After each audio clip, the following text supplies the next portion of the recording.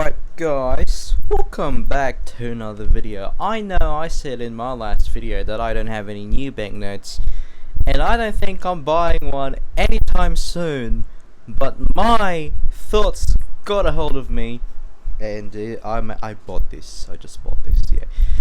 So this is a 50 kroner from Denmark, and if I could read this, I think it's like half something kroner. In Danish it's half something, but in English it's 50.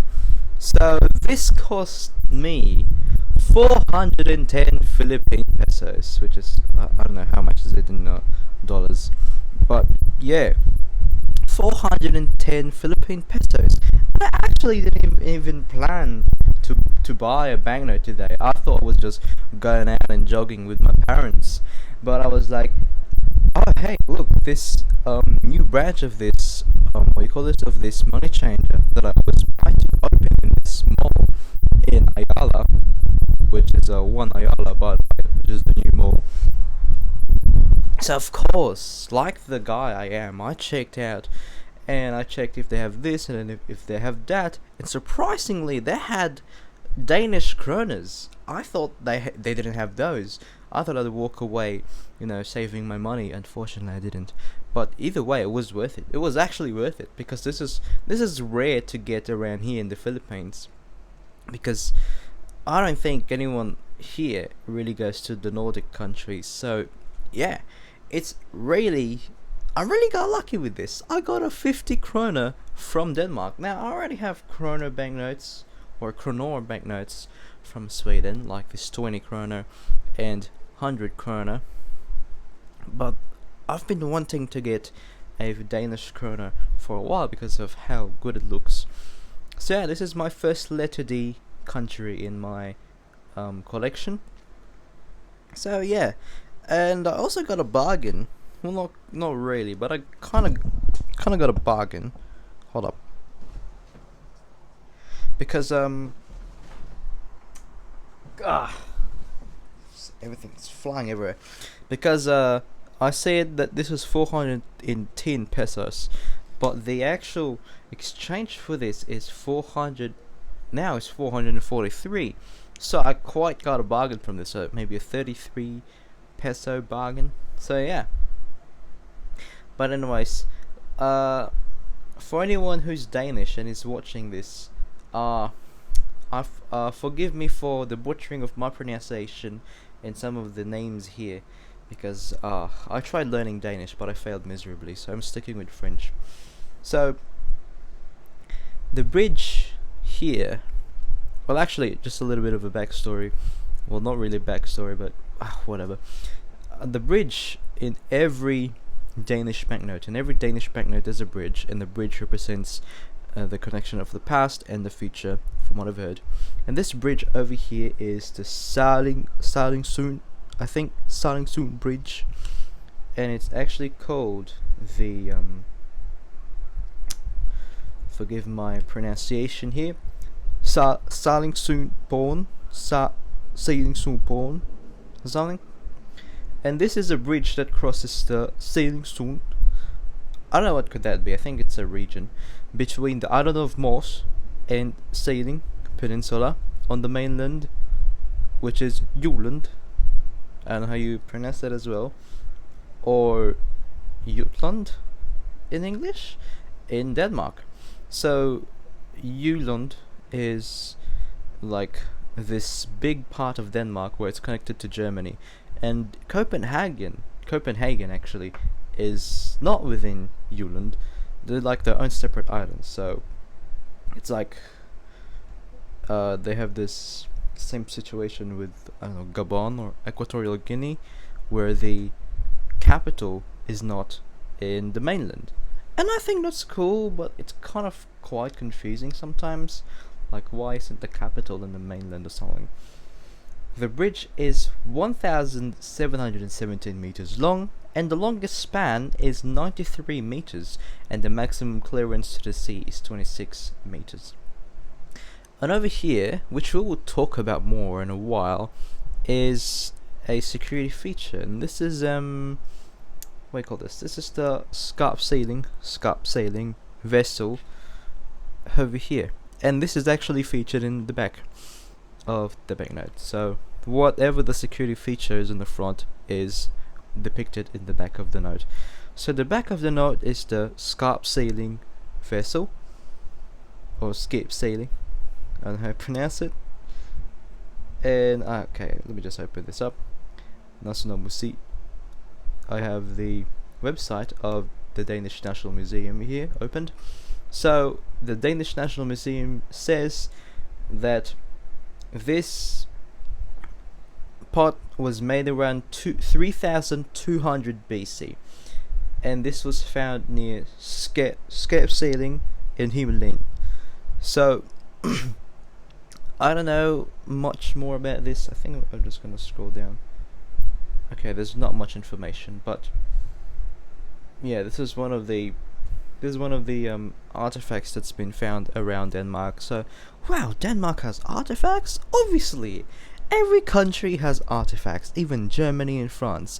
And in France they have this cave where there's literally drawings inside them. So of course even European countries had prehistoric people, not just other countries around the world. So yeah.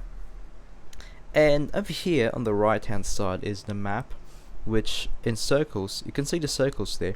So earlier we had the Sardingsund bridge, and you can see the place there, it's encircled, and then the pot, and over here it's encircled where it came from. So yeah, and this, by the way, is from 2009. So this is the exact same age as me. So I guess happy birthday to the both of us. So yeah, now we get into the security features of this banknote. So like I said earlier, that this is a security feature.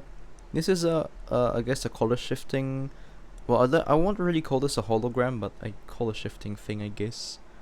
So if you tilt that, you just get closer. If you tilt that, you can see some rainbow in there. And over here is a watermark of a Viking ship. And over here is a we call this again? Oh, I used to do videos about this. This is what's called a fully threaded, fully embedded security thread. Well, even I forget my own subjects or topics. And over here in the back is a windowed holographic security thread. So you can see the stuff in there, it moves inside. I think that's really cool and trippy, and they have this for every banknote.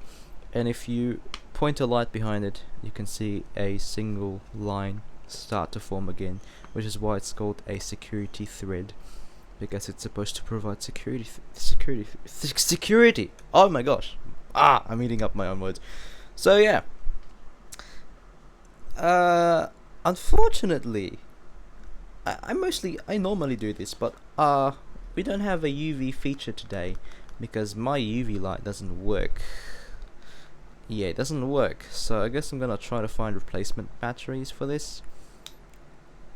But yeah, I don't know if I would actually find any replacement for this. But maybe, just maybe, they'd sell the rechargeable again, which I lost at the resort for some reason. And it was my second one, because the first one I lost it at Baguio. For some reason it was in my pocket. I don't know why I put it in my pocket. I was riding the go-kart and it fell from my pocket, and now it's gone. So I bought a second one, and then recently it went lost at a resort. But hopefully whoever found it, it's helpful to them. So yeah. Anyways, that's not really the video for now. I want to add more actually. So you know how I said earlier that I was saving up and I didn't really want to spend, and I only bought this because this is like, it's there, it's right there. I'm not gonna wait another time just to, buy this. I'm not gonna do that. Okay, so like, I wanna like share this method of how I save up. So so I'd normally be given like 100 pesos per day, but because the tricycle fare varies, sometimes it will be 35, then 30, 25, then 20. I've thought about trying to give the exact fare to the tricycle driver. That's just what I thought. And at the end of the day, like at the end of the school day, I would spend the big bill, and then whatever I get from that change, I would save it, and then half of it would go again to be spent as fare. So that's what I do. And within the span of 2 weeks, I earned up at least 850 pesos. So I guess it does work. Well, it does work because I did do it. And because it works, I got to buy this. So yeah, I guess my tip is that you should always give the exact fare. And actually, lately I've been only giving 25 to see if they would accept it or not, because I keep giving 25 because I know very well that the fare is actually just 25. Because these other tricycle drivers say that the fare is 30 to 35, and I'm like, huh? That's diabolical. Because before I actually pay 35, I pay 35, but now I was like, why 35? This is draining my money. It feels like it's too much. And it says, and this one tricycle driver said that the normal price for normal people, I mean normal people, but like everyday commuters, is 40 pesos. Are you kidding me? And I'm just like, what is going on? What is going on? I don't even know what's going on. Why are they pricing so high when my parents only pay like 15 pesos going outside, and it's the three of us, I think, or 20 pesos going outside, and it's just the three of us. So yeah, I don't know what these people are doing. So if Gatchalian sees this, can you please tell them that there's a fixed price for this, because this is not just affecting me, it's affecting everyone who's trying to save. So yeah, but again, what I do is I just give out 25, and if they accept it, then I know very well that 25 is the actual price, and I will keep on telling the other tricycle drivers that it's 25. I will keep insisting. I don't care if they don't accept it. I will tell them that it's 25. It's been 25. It's always been 25. Whatever. Anyways, that's the video for now.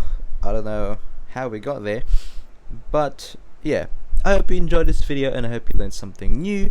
And to the Danish people watching this video, I'm so sorry once again that I butchered some of the names and the pronunciations here. Again, I gave up on Danish, but I still didn't give up on French, so I guess that's resilience. So yeah, goodbye guys.